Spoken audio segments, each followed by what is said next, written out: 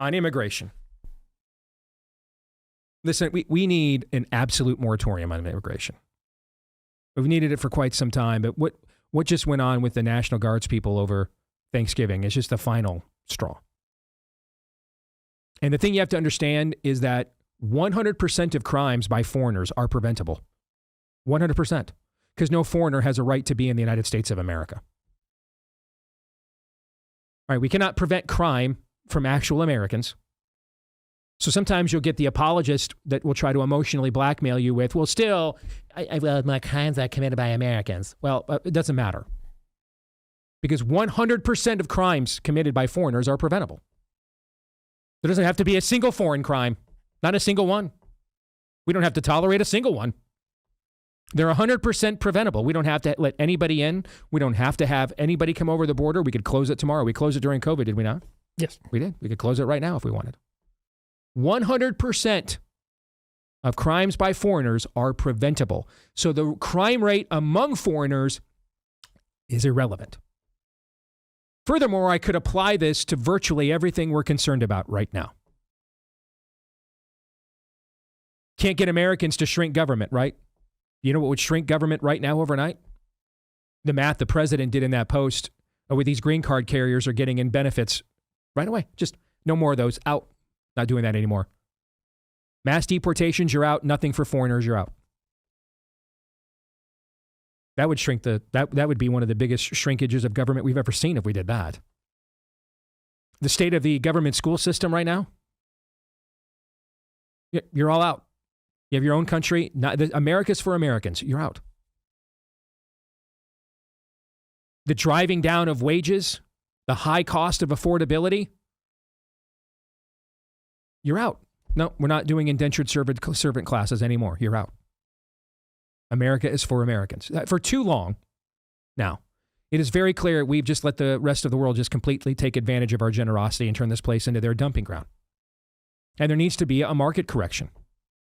10-year moratorium on immigration. Legal and illegal. Notice I put legal first. And the only possible exception would be persecuted Christians. But the vetting process for that's going to be real tight. And chances are, if you're a fighting age young man, you can stay in your country and fight. You don't need to come over here. Remember when I said that we imported all the Afghans? Remember how heartless we were called for saying things like, why are we importing a bunch of fighting age Afghanis? Why don't they just stay there and fight for their own country? Correct. Remember we said that? Yes. We got called all kinds of names for saying that. But here's the thing. If we're going to ask our politicians to do this and hold the line on these things, there needs to be a mass reset of our own mindset, and that we can control. And I'm not going to name any names, but over the weekend I saw a very prominent, rightfully prominent influencer on our side whose work we have lauded in the past and admired. And this person's mother went on X to instantly defend herself against charges of being racist and felt a need to recount for everybody all the non-white people that she is either friends with or family members with.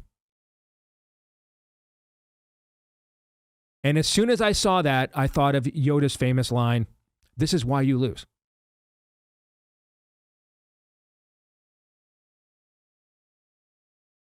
You know, I've spent a good deal of time over the course of this year saying, hey, you know, you have to love your neighbor as you love yourself, right? We did a speaking engagement earlier this year that a lot of people, even people really close to me, told me not to go do, just so I could spread that message. We don't get to be buttholes and douchebags like just because things aren't going well. There's not an exception for that. That we don't have to love our neighbor as we love ourselves anymore. And that we can't go from one extreme where the previous generation put loving your neighbor as you love yourself ahead of loving God, so there was no truth. And we just had to bend over backwards and assume the position for the entire world and every worldly influence. We can't go so far and swing the pendulum the other way now, though, that we're essentially, doing Christian intifadas. We can't do that either. Because love your neighbor as you love yourself is the second greatest commandment. It is second.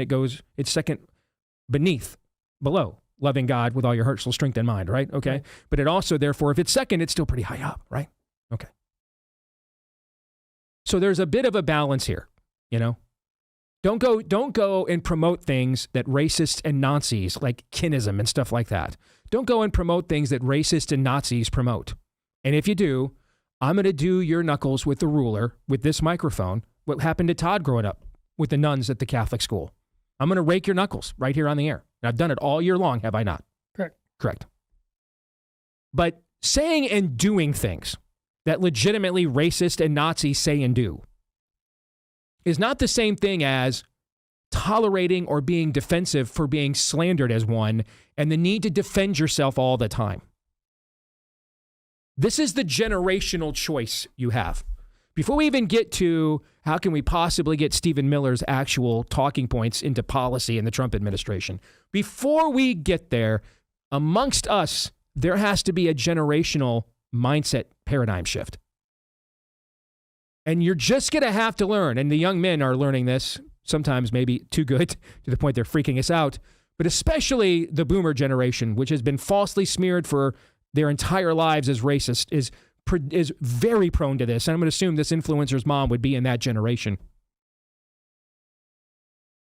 And they're still the biggest voting bloc generation we have. There's one more election cycle, that'll be the case. And then eventually Father Time will remain undefeated. So this is something we have to address right now. You're just going to have to, this is your choice. This is all of our choices now. You can put up with being called racist and being smeared and slandered as racist and Nazis by liars and the liars who love their lies from the father of lies who are trying to both murder you and your way of life. That is an option. You can learn to not care what your enemies ever say or think about you. Or you can continue to be defensive to the point you're going to lose whatever's left of your way of life. Those are your options. Those are it. Over the years, there's been plenty of things and expressions Trump has said where I was like, boy, I wish we would have not said it that way. Calling Tim Walz a retard, though, is not one of them. If Tim Walz is not retarded, no one ever has been. That's just gospel. So that's not an example. But there have been plenty of examples where I'm like, man, I really wish we wouldn't have put it that way. But notice, though, on none of those times has he ever come back. Not even once, even if it would have benefited him. Maybe even at times you morally could have made the case he should have. Not once has he ever come back and said, though, maybe I could have put that differently. And let me demonstrate to you that, what Rush used to say for years on his show, you can't disprove a negative, which is why they use so many of their attacks in the negative form.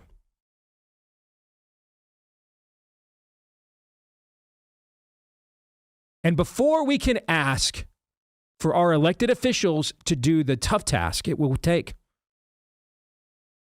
to undo the damage done to this country, we are all going to have to, in our own minds, first and foremost, get a lot tougher. And no, don't ever recount how many non-white people you've ever spoken to, how many non-Christian people you have relationships with. Don't ever do that ever again. We're going to get an early start on New Year's resolutions for 26. Can I get a witness on that? You're never doing that ever again. Everyone within the sound of my voice, you're never doing that ever again. If you're a believer, trust the Holy Spirit will convict you if instead of just being slandered and smeared as a Nazi or a racist, you actually start behaving as one. And if you can't trust that, and you should, trust me, because I'll pimp slap you for it, because I got zero tolerance for it. I have no white pride. I have no white guilt. I don't care. I am devoid of both. I am devoid of your emotional blackmails. I grew up with emotional blackmail. I've never let anybody emotionally blackmail me ever since. Never happened once, and it won't ever happen again.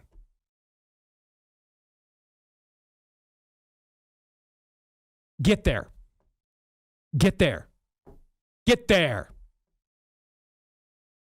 No, you're not going to have to defend a damn thing. No, you're not.